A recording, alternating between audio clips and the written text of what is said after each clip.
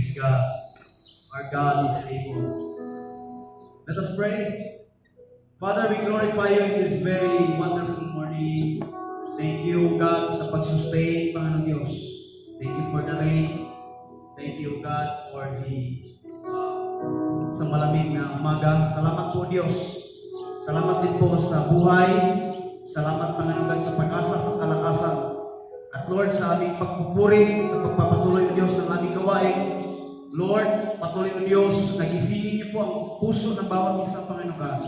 And I declare and I decree, Panginoon Diyos, in the name of Jesus, the Lord, pagpalain niyo po, Diyos, ang inyong mensahe, Panginoon Diyos. Ang mensahe ang magsasalita, Panginoon God, sa kanilang mga buhay. Thank you, God, for this wonderful morning. Salamat po, Diyos, sa pag-asa. Salamat po, Panginoon God. Ito po ang aming dalangin sa pangalan ni Jesus. Lahat po nagsabi na Amen and Amen. Parapakan po natin ang ating Diyos. Thank you. Praise God. Hallelujah. Wow.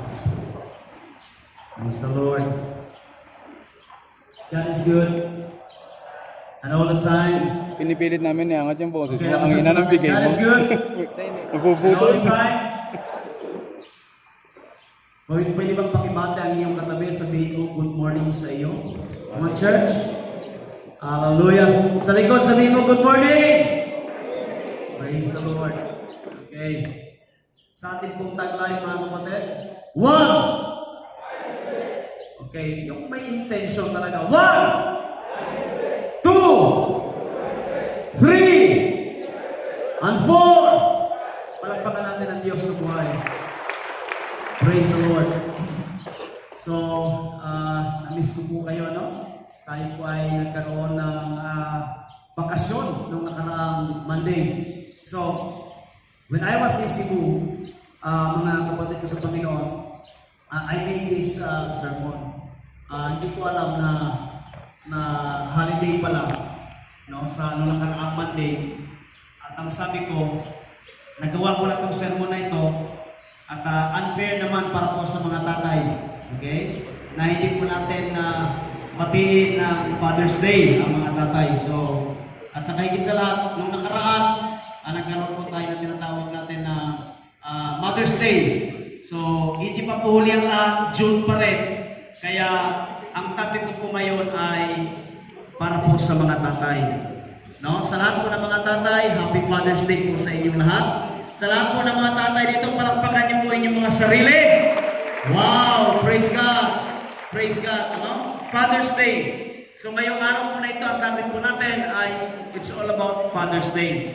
At hindi lang po ito, mga kapatid ko, para sa mga tatay. Ito din po ay para po sa mga anak na may tatay. Okay? Sapagkat kung hindi kayo tatay, na meron din po kayo mga tatay. Pastor, paano po ang tatay ko po, Pastor, ay patay na? Well, sasabihin ko po sa inyo na kung wala inyong tatay physically, alam ko na meron po tayong Diyos na tatay po nating lahat. Amen. Ang sabi po sa Bible, to the fatherless, God is our Father. Amen ba, mga kapatid? At sa mga hindi pa po magiging tatay, o hindi pa tatay at magiging tatay pa lang, okay? This message is for you. At sa mga tatay, mga kapatid, this message is for you. At sa lahat po, hindi po ito para sa mga tatay lang. Lahat po ito, ang mensahe po na ito ay para sa ating lahat. Amen? Okay, sabihin ko sa iyo katabi, wag mo muna akong kausapin. Church. Okay? Mag-focus muna ako. Praise the Lord. Hallelujah. Sino po dito ang handa makinig sa salita ng Panginoon na nasa kamay? Ang sabi ng Amen! Hallelujah. Palakpakan ka natin ng Diyos. Hallelujah. Father's Day. Okay? So, let us read in Luke chapter 15, it says, so he returned home to his father, and while he was still a long way off, his father saw him coming. Filled with love and compassion, he ran to his son, embraced him, and kissed him. 21. His son said to him, Father, I have sinned against both heaven and you, and I am no longer worthy of being called your son. But his father said to the servants, Quick, bring the finest robe in the house and put it on him. Get a ring for his finger, and sandals for his feet, 23, and killed the calf we have been fattening. We must celebrate with a feast, 24, for the son of mine was dead and has now returned to life. He was lost, but now he is found. So the party began. Now, ang title ko po sa umagang ito, The Best Gift a Father Can Give to His Children. The best gift a father can give to his children. Now let me tell you, ang pinaka-the best na regalo ng mga tatay sa kanyang mga anak ay hindi po pera.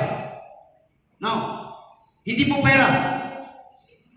Ang best po na gift ng mga tatay sa kanilang mga anak ay hindi po ari-arian. No. Hindi po sasakyan, hindi po bahay. Kapag nag-iwan kayo ng bahay sa inyong mga anak, mag-aaway. Biruin mo, magkamag-anak, magkapatid, nasa tulfo. Biruin yan, hindi naman kayo nahiya. Biruin nyo yan. Sasakyan, nag-aaway. Lupa sa probinsya, nag-aaway. That's why, ito po ang pinaka-the best na gift.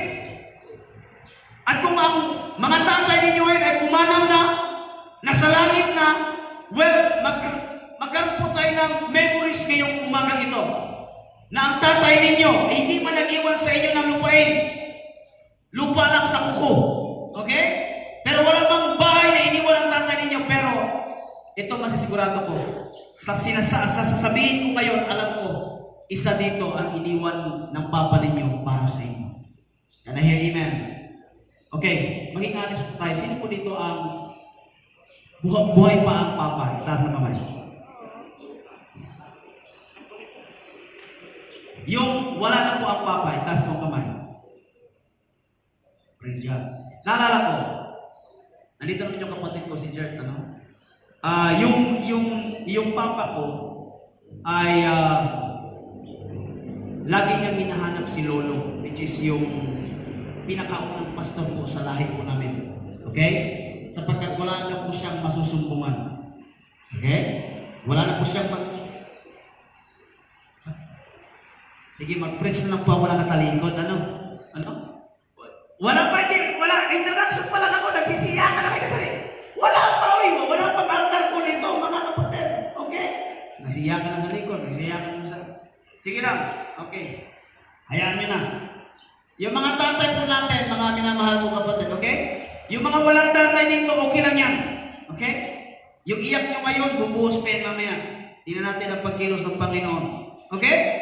The best gift a father can give to his children. By the way, this story, matagal ko na po itong pinipreach sa inyo.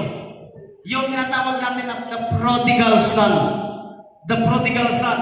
Sa mga hindi pa po nakakaalam sa prodigal son, i-wrap up po ang story. May isang mayamang ama, may dalawang anak. Yung bunso humingi ng kanyang buong ari-arian. Ang sabi ng kanyang na bunso, Pa, kunin ko na ari-arian, binigay ng papa dahil mahal ng papa ang kanyang mga anak. Ang bunso, nilustay lahat sa barkada, uminom ng drugs lahat. Nung naubos na lahat, mga kapatid, anong nangyari?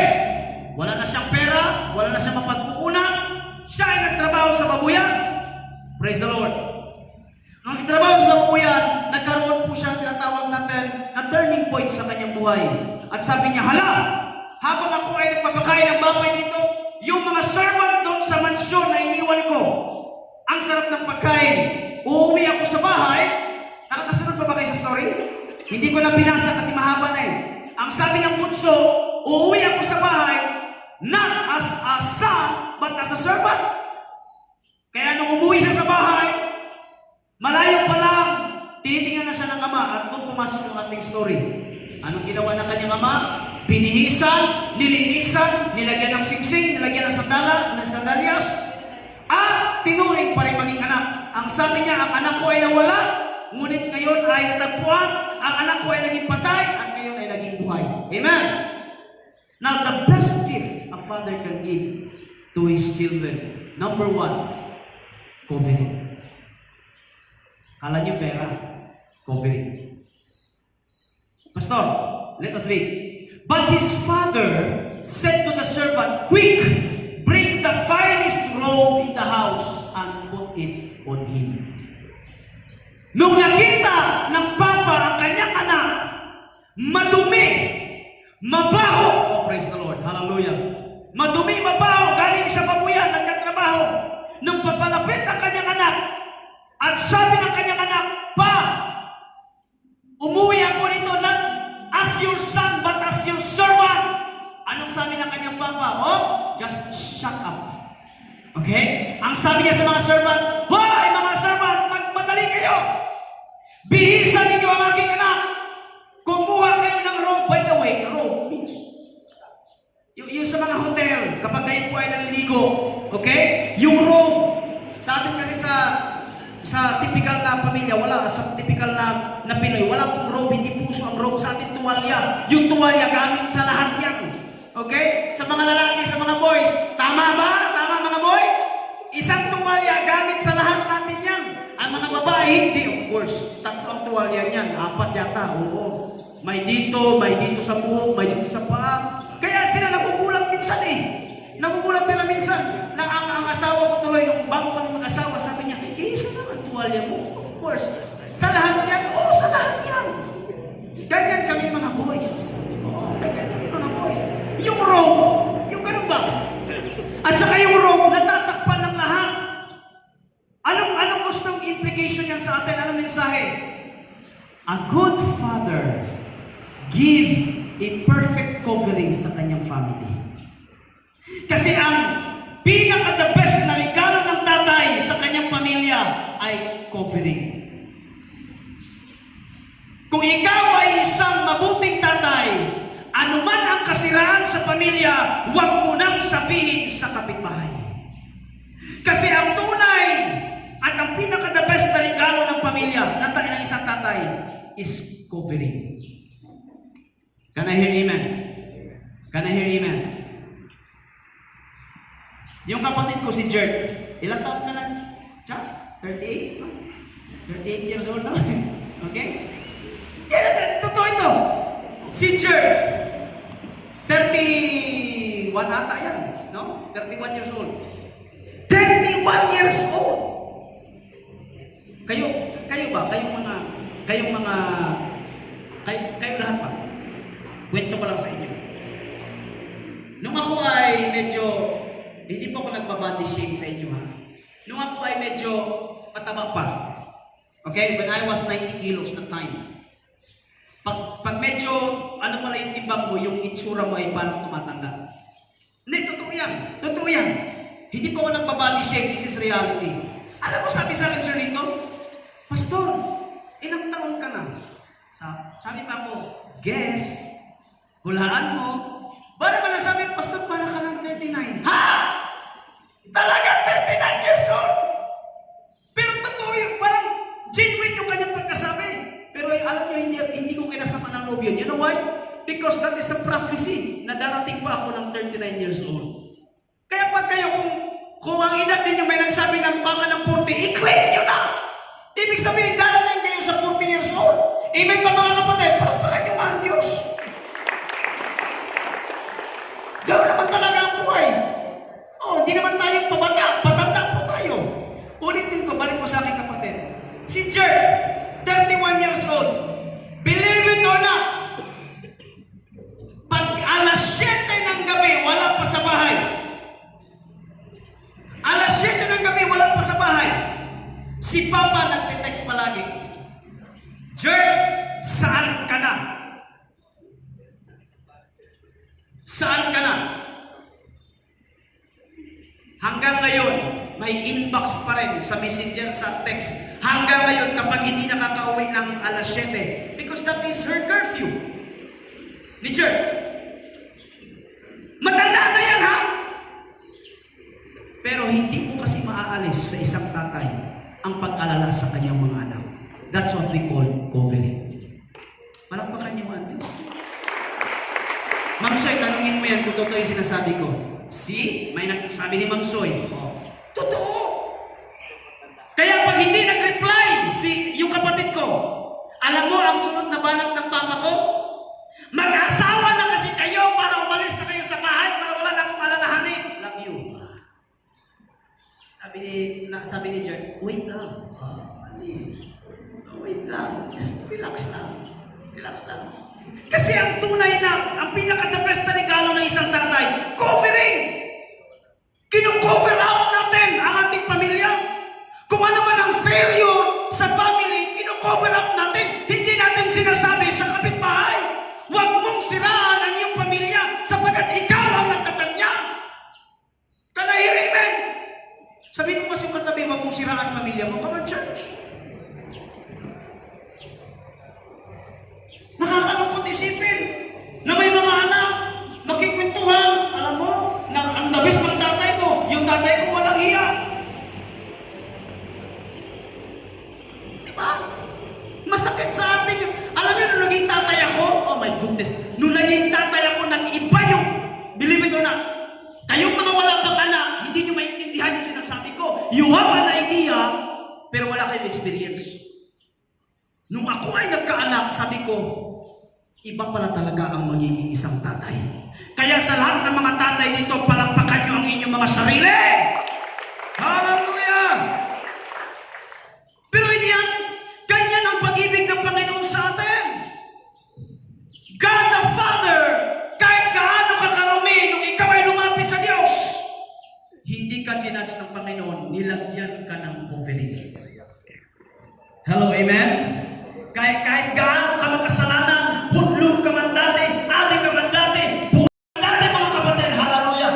Kapag lumapit ka sa Diyos, God will cover you with His grace. Amen. Palakpakan nyo ang Panginoon. Wala pong malaking kasalanan na hindi kayang patawarin ng Diyos. Hallelujah. Walang malaking kasalanan, walang pong dumi na kasalanan. Kapag ikaw ay lumapit sa Panginoon, hallelujah, the blood of Jesus Christ can cleanse us. Hallelujah, kinover tayo sa grace ng Panginoon. Amen ba mga kapatid? Hallelujah. Ganyan ang isang tunay, pinaka-the best na regalo, covering. Look at the text in Psalms. God will cover you with His feathers. He will shelter you with His wings. His faithful promises are your armor and protection. God will cover us. And this is the promise of God. Saan man kayo magpunta, God will protect you wherever you go. Can I hear amen? Parapakan niyo mga Diyos. You know, Simon Freud is an Austrian. No, he's the father of modern psychoanalysis. Okay? By the way, ano ba ang contribution ni Simon Freud? Ulitin ko ha, malaki po ang ambag niya sa psychology. Si Simon Freud ang nagsasabi na kung ano daw yung nangyari sa kabataan, ano yung kainatan mo ngayon is a product ng iyong nakaraan. Simon Freud, okay? Please remember that name. Simon Freud, sabi niya, I cannot think of any need in childhood as strong as the need for a father's protection. Kapag meron kang tatay na nag-alaga sa iyo, nag-aruga sa iyo, disiplina sa iyo, you will become a great person. Can I hear amen? Hallelujah. Amen ba mga kapatid? Iba ang disiplina ng tatay. Iba talaga.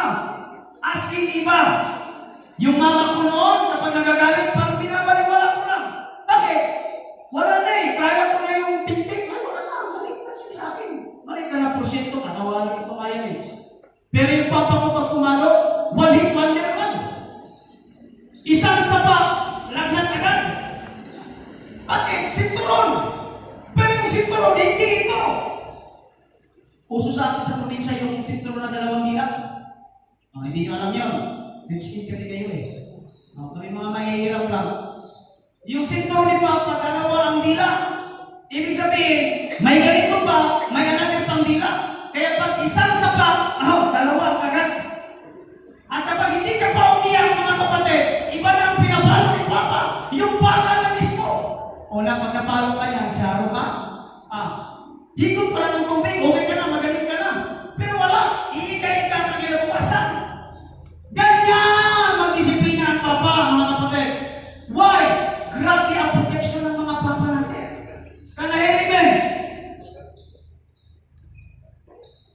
Ang sabi ko ng isang Episcopalian priest, Linda Poindexter. When my father didn't have my hand, woo! He had my back. Kasi ang mga tatay, hindi naman yan showy. Kung hindi mo naramdaman ang papa mo ay nag-aabot ng iyong kamay, mga kapatid, asahan mo na ang tatay mo ay lagi ka sa likod, tinutulak ka para mapuso mo ang gusto mong ipuso. Amen?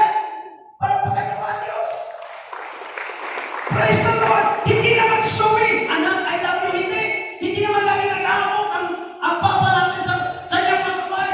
But this is the truth. Kung hindi mo maramdaman ang kamay ng iyong tatay, nandun siya sa likod, tinutulak ka. Anak, kaya mo yan. Amen ba mga kapatid? Praise the Lord. Hallelujah. When my father didn't have my hand, he had my back. Sa mga lumisan ng mga tatay dito, okay? This is God's word para sa inyo. Be confident. Saan man kayo magpunta, kasama ninyo ang inyong papa. Lagi nagbabantay sa inyo. Hindi po natatapos. Hallelujah. Ang pagiging tatay. Amen ba mga kapatid? Kasi alam niyo, hindi pa ako nakapunta ng langit, pupunta pa lang doon. At huwag niyo asahan na pupunta na ako doon ngayon. Okay?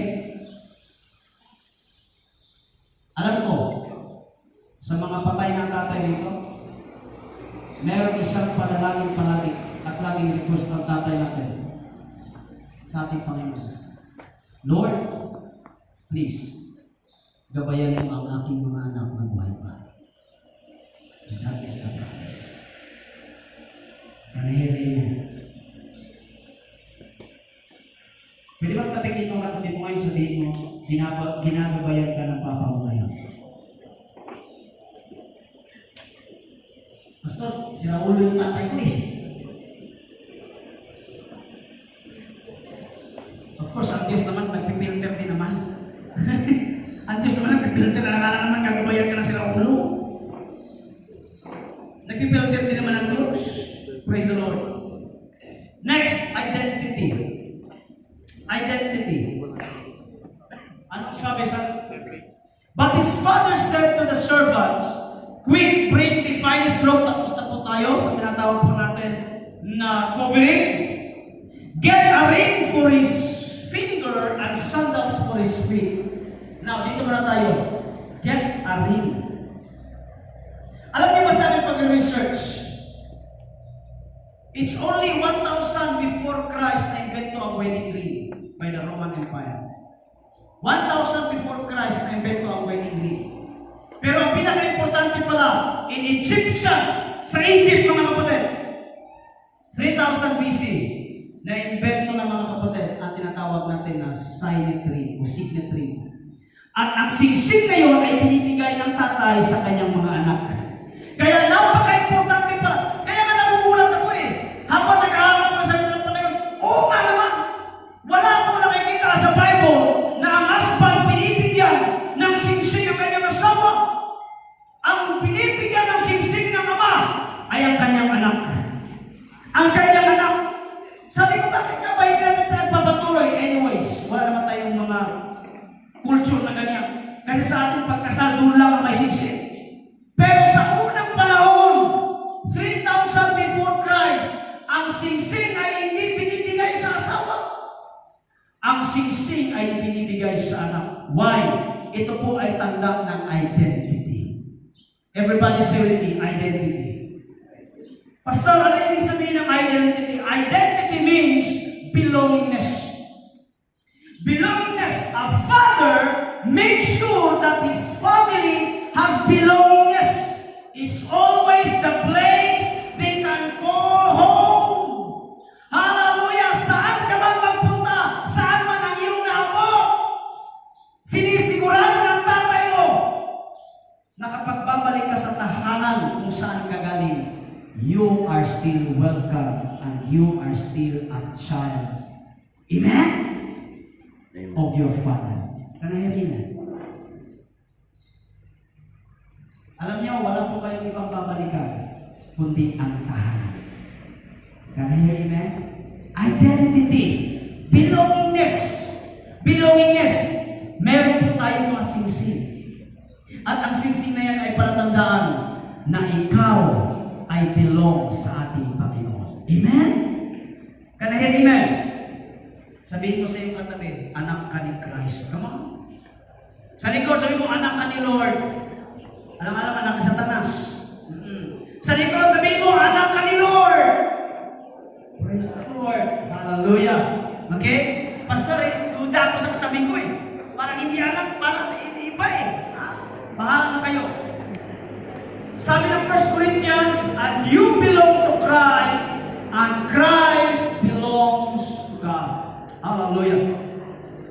Sabi ng isang author, my Father has always provided me a safe place to land and a hard place from which to launch.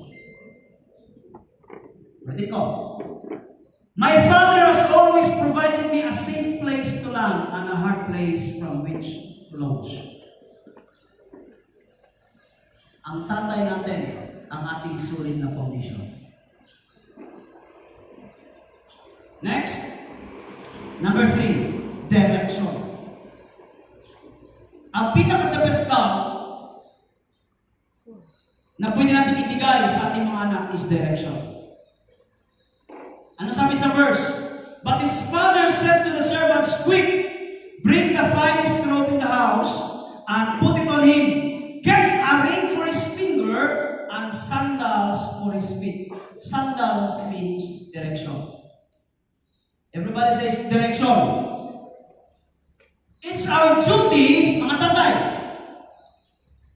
It's our duty to tell them about life. Because you've been there before. Alam niyo, mga anak natin, ngayon matatalino na. Totoo. Ang anak natin matatalino na. Sobrang talino. Yung anak ko, I am proud na matalino ang anak ko. Buti nagmana sa mama. Aminado ako. Napakatalino, napakahusay. No? 2 years old pa lang, halos alam na, numbers, letters, nagsasalita na mag-isa. Nagugulat lang ako kasi may kinakausap siya na iba. Sabi ko, anak, magsabi ka ha, kung nandito ba siya o wala. Okay? Because you've been there before. Ang mga anak natin, kayo mga dalaga, ang mga anak natin guys, they have an idea. They have the knowledge, but they have no wisdom or experience. Kaya kayo mga tatay, kayo ang mag-set ng direction. Mga tatay, kayo ang mag-set ng direction sa inyong mga anak. Why? You've been there before. You failed. Sino po dito ang bumagsak na mga tatay? Ako, isa ako sa bumagsak. Ako, huwag kayong mahiya. Oh, grabe. Ako lang ang bumagsak. Itaas na kamay, huwag kayong mahiya. Sa lahat ng tatay na bumagsak, itaas na kamay. Praise the Lord. Praise the Lord sa buhay ninyo. You fail. You rise. You try again. You make mistake and rise up again.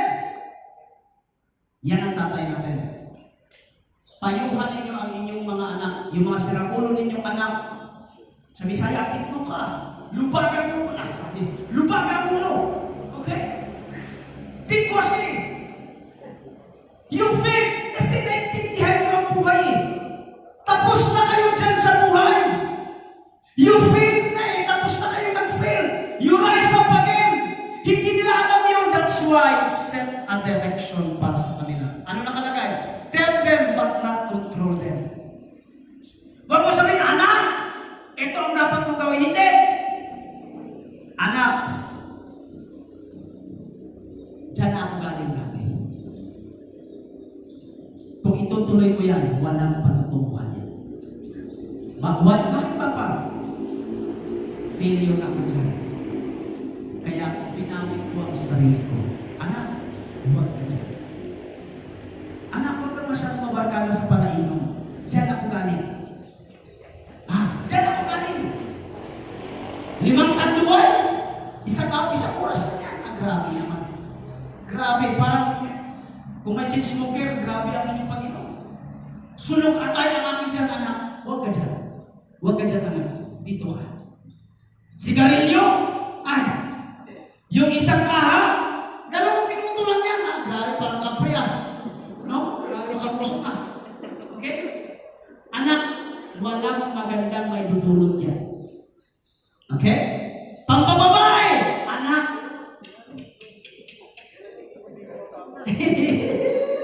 Palakpakan niyo nga si Lord.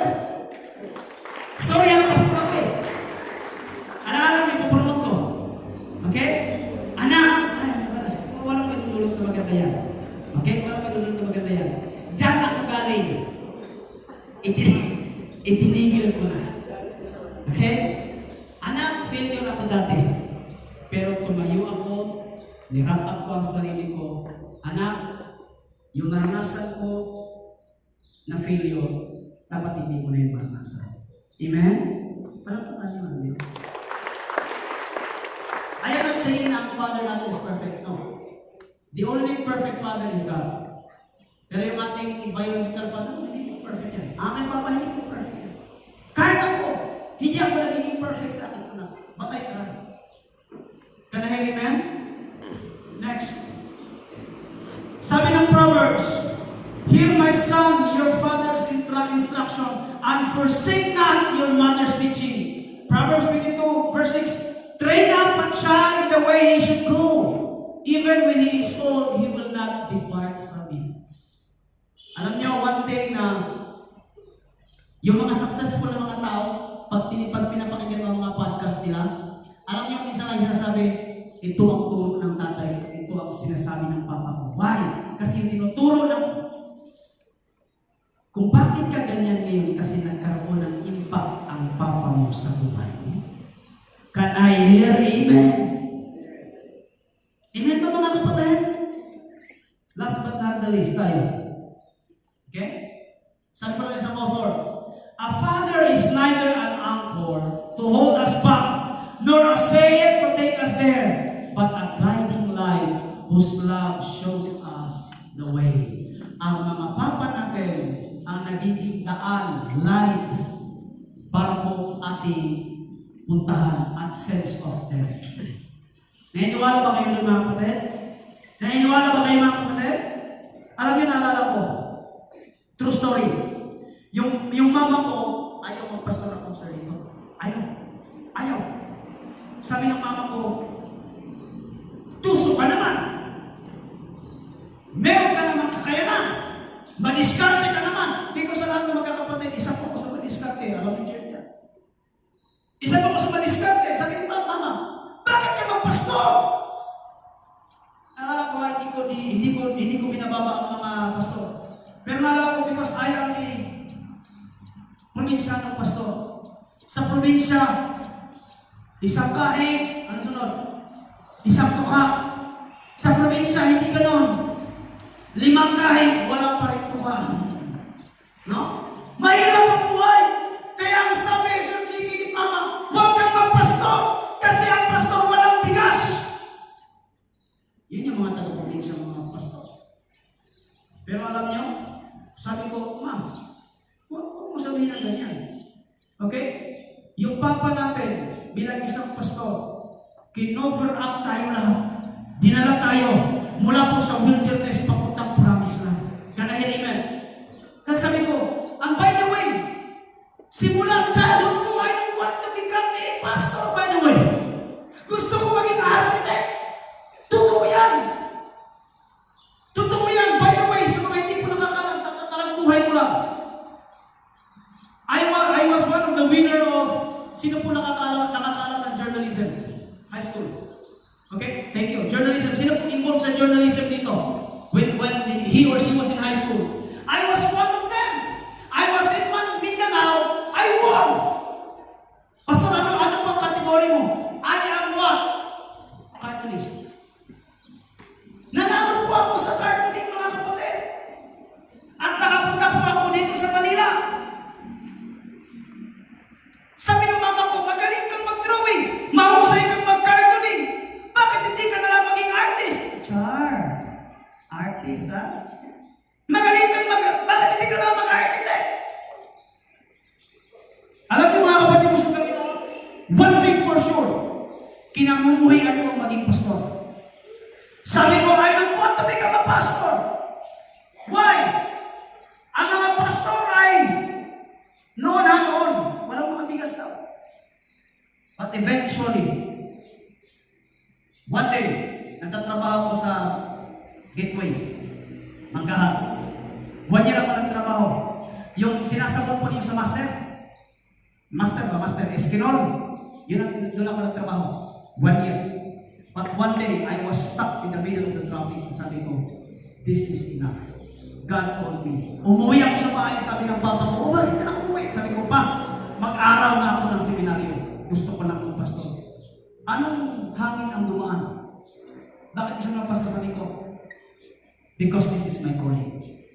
Nag-aral ako ng seminaryo for 5 years. At from that moment on, wala na pong paglingon sa likod. Dire-diretso na. At alam niyo, kung hindi ako nagpastor, wala pong gwapo na pastor na nag-aral kayo ngayon. Amen ba mga kapatid? Parang pa kayo, tinaas ko lang sarili ko. Kaya naman minsanan lang eh. Minsanan lang. All things work together for good. At alam niyo, one thing po, na legasiya na iniwan sa akin ng Papa. Ang sabi ng Papa sa akin, anytime now, pwede na akong kuhain ng Panginoon. Why? Meron ang papalit na pastor. Alam niyo mga kapatid ko sa Panginoon, alam ko na yung legasiya ng inyong mga Papa, may magpapatuloy niyan, hindi man sa inyo, kundi sa inyong mga apo. Amen. Parang niyo mga Diyos. Naging pastor ko ako mga kapatid. At simula ngayon, brinake ko na yung cycle. Sa anak ko, sasabihin ko, anak, magpastora ka. Anak, magpastora ka. Anak, magpastora ka. Kaya ang tawag ng anak ko sa akin, hindi na ako Papa. Ang tawag ng anak ko sa akin, Pastor Jen. Totoo yan. Pastor Jen, totoo yan. Sabi ko, sino nagturo sa iyo yan? Dapat ang tawag mo sa akin, Papa. Hindi, Pastor Jen. Masarap pakinggan. You know why? Kasi kinikilala ako ng anak na ako isang pastor. Amen ba? Can I hear amen? Parang padiklay ng padiklay ng amen ninyo. Ha? Praise the Lord. Last but not the least, investing. Ang pinaka-the best na regalo sa ating mga anak is investment. I'm not talking about investment sa Pro Life, Sun Life, Manulife, Standard Insurance. No. Hear me out. Ano nakalagay? And bring the fattened calf and kill it and let us celebrate. Eat and celebrate. Yung tatay may pinataba na cow. Matagal na pong inalagaan. Pero nung dumating ang kanyang anak, hindi niya na inantay kung saan niya gagamitin yung pinataba niyang cow. Alam niyo ginawa niya? Dahil ang kanyang anak ay bumalik. Kinatay at nagkaroon ng malaking handaan. That's what we call investment. Can I hear amen? Can I hear amen? Alam niyo, ang pinaka-the best na regalo natin mga tatay sa ating mga anak, invest your time. Invest your money. Invest your everything sa inyong mga anak. Why? Ang pera bumabalik. Pero ang time hindi. Tama ba? Amen ba? Amen ba mga kapatid? Uulitin ko ito. Mga tatay, kapag graduate ang inyong anak, please dapat nandun kayo. Dapat nandun kayo. Bakit ba mga nanay lamang? Dapat mga tatay lang. Can you hear amen? Kung may mga achievement kayo, tapos wala na inyong mga tatay, punta kayo sa punto. Mag-selfie kayo doon. Ang tatay niyo gumanon din. Sabi ko sa tatay mo pa, salamat because naging successful ako. It's because of you. Amen! Praise the Lord. A good father busting up his body just to give the best investment to his children. Kaya hanga ako dito sa mga tatay, nagtatrabaho ng 8 oras hanggang 10 oras. Hallelujah! It's either you are in the office, ikaw ay driver, ikaw ay nagmumukhang uling. Hallelujah! Dahil puro grasa na, nandun ka nagkakalikot doon sa yard. Nagpakapagod ka, grabe ang pawis mo. Just to provide for your children. Sa lahat ng mga tatay, praise the Lord, sa buhay ninyong palakpakan niyo ang inyong mga sarili. Praise the Lord! Hallelujah! Kaya hindi mo ako magtataka, ang cellphone ng tatay halos wasak-wasak na. Ang cellphone ng anak natin, iPhone Because that is your investment sa inyong mga anak. Kanahirimin, may mga tatay pa dito mga kapatid na ang cellphone ay tikipan. Hanga ako sa mga tatay na yan. Yung mga tatay dito, halos wala na pambili ng brief. Butas na yung brief. Yung mga brief na nga lang, garter na lang. Wala na yung puro garter na lang. Wala nang pambili. Why? Mabili lamang, hallelujah, ang pangangailangan ng kanilang mga anak. Kaya kayong mga tatay, saludo ako sa inyo. Palakpakan niyo mga Panginoon. Hallelujah! Praise the Lord! Puyang, pagod, grabe! Kung kayo ay nasa office, hinarap nyo lahat ang galit ng inyong mga, ng chairman, ang galit ng pinapagalitan kayo, lahat yung sinasalo ninyo! Hindi kayo nakapunta ng hindi kayo ng kota, okay lang. Sinasalo nyo lahat yun because that is your job. Pero hindi niyo yan sinasabi sa inyong mga anak. Pagdating niyo sa inyong mga anak, kumusta ka na? Sabi mo, okay na. Why? Mga kapatid, you are tearing up your body for the sake of your family. Amen ba mga kapatid mo sa Panginoon? Last but not the least, God showed us how much He loved us by sending His one and only Son into the world so that we might have eternal life through Him. Ang tunay na nagbigay ng investment sa atin ay ang Ama natin na sa langit. Ibinigay ang kanyang buntong na anak upang sino mang sumampalataya sa Kanya ay magkaroon ng buhay na walang hanggan. Ang tunay na nagbigay ang Panginoon natin na sa langit. Amen? He invested His Son para sa ating kaligtasan. Kanahin, amen. Sa lahat ng mga tatay, makiusap ako, tumayo kayo.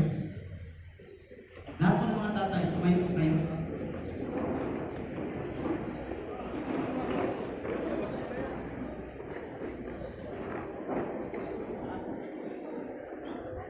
Yung mga nasa upuan,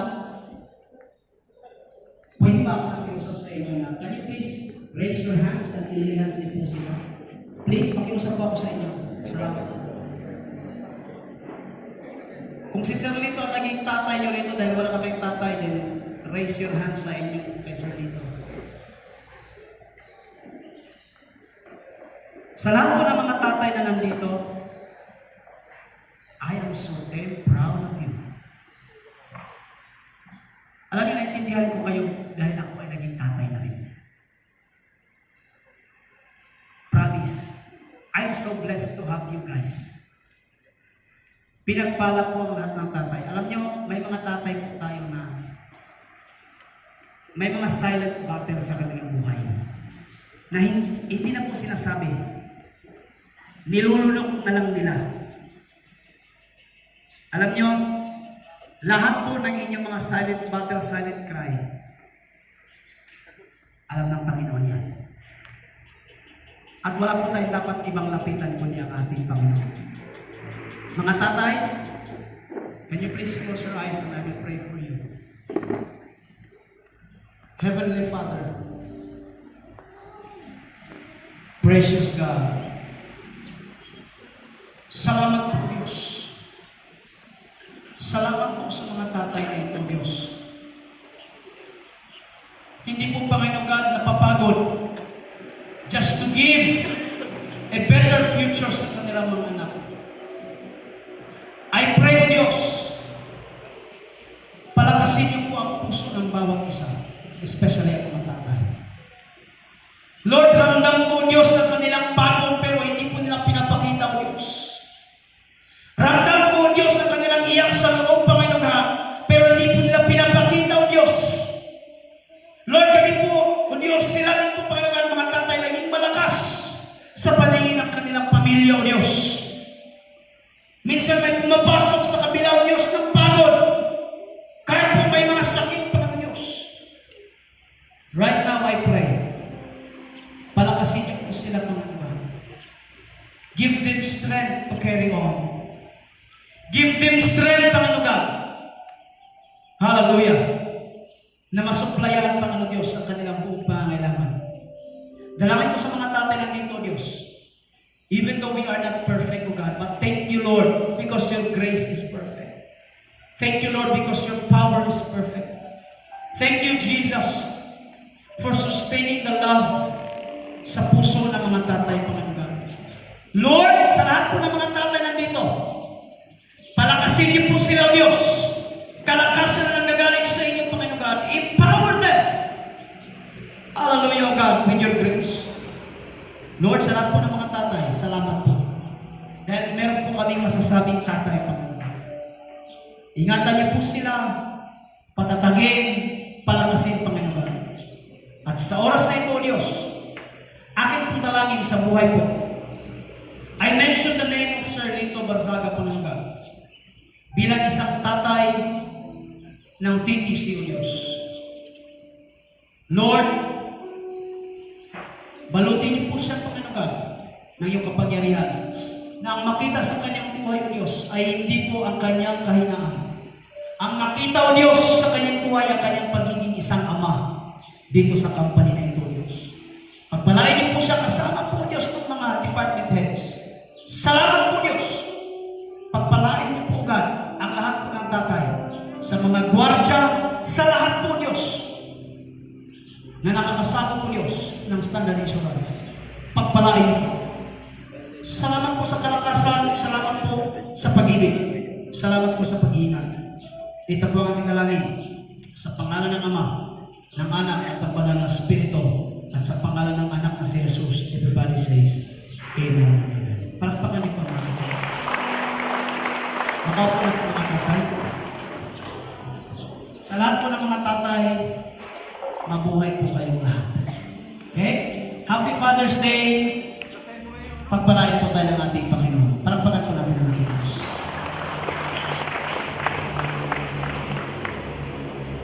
Binabalik ko na po sa dapat kong ibalik.